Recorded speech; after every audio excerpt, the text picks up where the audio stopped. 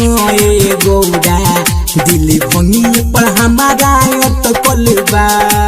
देखी ना कादी कादी चिलम जब देखी ना कादी कादी चिलम जब ओही चिलम पे मनावा भटकलबा हमर दिल सुनो ए गौरा दिल भंगिए पर हमारा अटकलबा हमर दिल सुनो ए गौरा दिल भंगिए पर हमारा अटकलबा देखनी कारी कारी चिलम जब देखनी कारी कारी चिलम जब ओही चिलम पे मनावा भटकलबा हमर दिल सुनो ए गौरा दिल भंगिए पर हमारा अटकलबा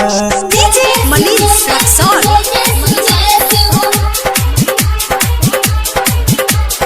कान्हा पे कामोड लो चौकीला जब चिलम से फेंकेला धुआं भर के चिलम खींचे दो गौरा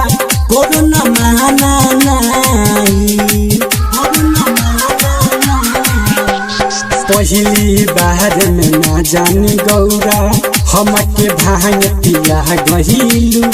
हमारे भाई हमारे नहीं भइल ना जाने ई का कइलू जन्म दिलाई गौरा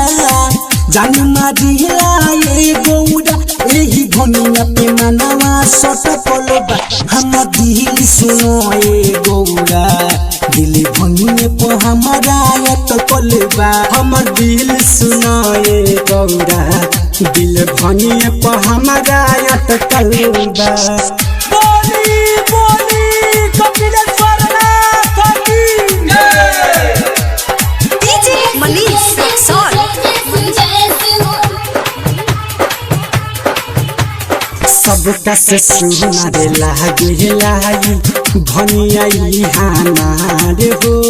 कहले जी तू अखिलेश प्रदीप महना बात हमार हो बढ़े बेचैनी सुना ये गौरा भानी देखा के चले अइलू अभिषेक योगी आकाश के हाथ से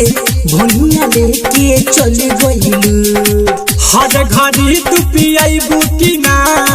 हर घड़ी तू पियाइबू की ना इहे बात दिमाग में भटकलबा हमर दिल सुनो ए गौरा दिल भनिए पर हमारा अटकलबा